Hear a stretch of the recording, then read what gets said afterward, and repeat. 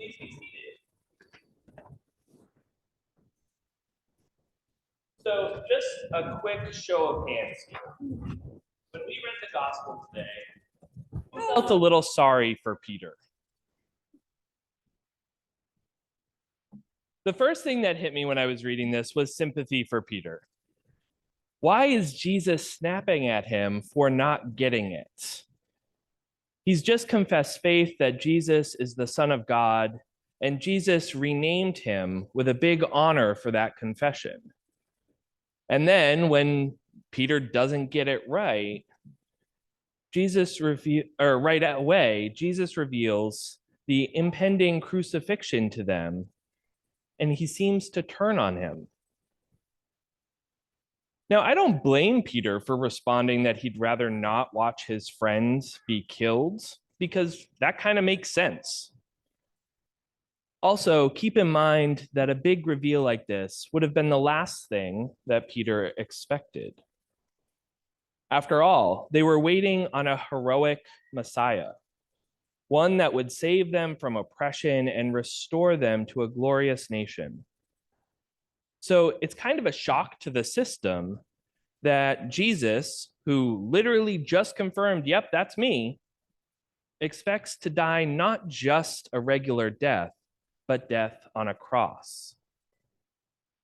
In fact, the word he uses is must, as in it's non-negotiable for that death to happen. I think God forbid it, Lord, sounds pretty rational here. So at first glance, the rebuttal, "Get behind me, Satan," sounds really harsh. I mean, I don't exactly call people Satan as a compliment, after all. In this moment, though, without realizing it, Peter has stepped into the role of the tempter, Satan.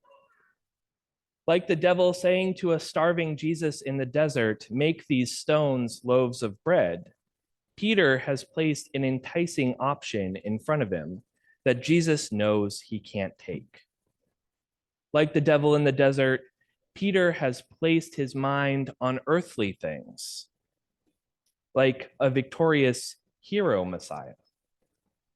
Instead, Jesus wants him to choose to focus on things that are better than he could have otherwise imagined, like a Messiah willing to lay down his life to conquer death for all. Peter just needs to adjust his way of thinking here. Because "get behind me" is actually very different than saying "get out of my way." Instead of saying "step aside," Jesus tells Peter to get behind him. Think about it for a moment. When you're following someone to their home or to another place in your car, do you drive in front of them? Of course not. You need to be behind them to see which way they are going. What on the surface might appear to be a little snippy response to a concerned friend is much more symbolic. Jesus, in typical fashion, is offering a metaphor. He is saying that there is temptation along the path the disciples are venturing down, but to follow him and he will show them the way. And then he offers another metaphor to them, saying that along this path they will have to take up their own crosses and follow. So if we are to understand what it means to carry our own crosses, we might do well first to look at the literal cross Jesus is deriving his metaphor from. For him, the cross would be the world's answer when he dared to claim his identity as the Son of God. The authorities saw this as a challenge to the way things were, and they felt threatened. In order to maintain the power and control they had to break him and make an example.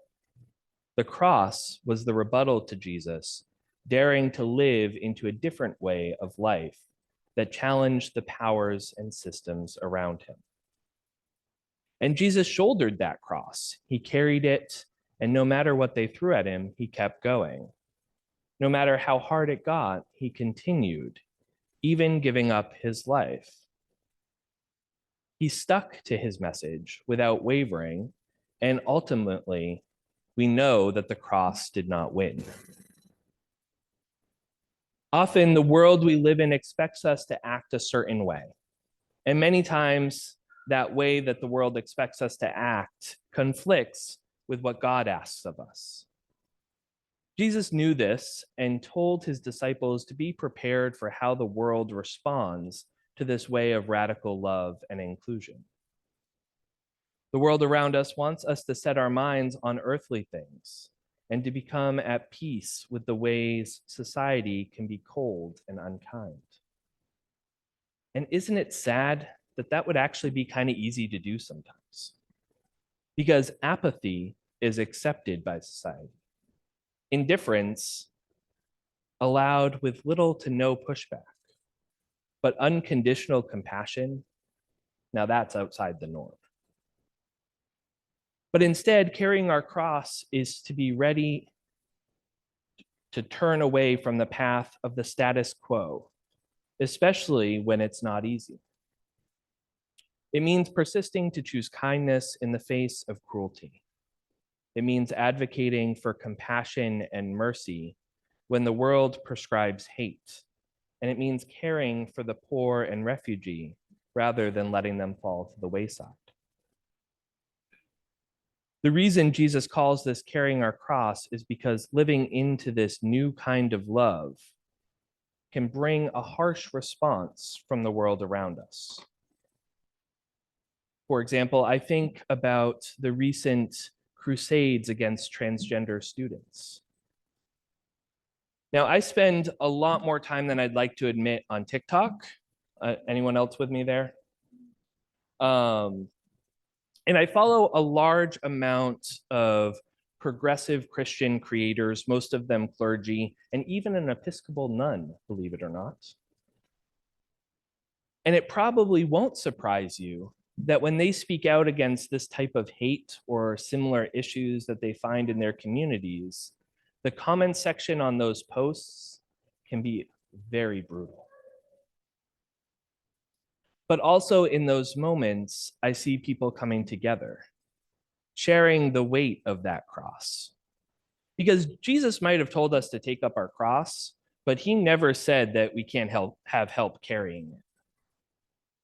So we come together, we look for where we can help our neighbors with the crosses that they carry, and we ask for help when ours gets too heavy. We watch out for stumbling blocks that might trip us. And most importantly, we step in behind Jesus and allow him to lead the way.